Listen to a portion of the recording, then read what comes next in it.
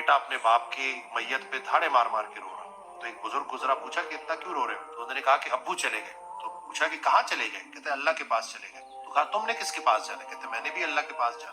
तो उन्होंने अगला यही फिक्रा कि जिन्हें हम रुखसत करते हैं वही तो हमारा इस्तकबाल करेंगे, तो तुमने भी पार लग जाना है, सब्र करो, ये सब प्यारे चेहरे दोबारा सामने आने वाले हैं। हमारा तो सारा कॉन्सेप्ट है ही आखिरत का ना, कि ये कुछ दिन की जिंदगी है, मुसाफिर खाना है, उसके बाद पार लगना है। तो ये असल में हम अगर कुरान तर्जुमे से पढ़े ना, तो इंसान को जो फलसफा समझाया गया, एक बड़ी प्यारी मुझे बात मैंने जो है सुनी, तो वो मैंने अपनी वीडियो में भी शेयर की कि या अल्लाह मुझे उस दानाई से बचा जो रोना ना सिखाए, उस फलसफे से बचा जो खुश होना ना सिखाए, उस अजमत से बचा जो झुकना ना सिखाए।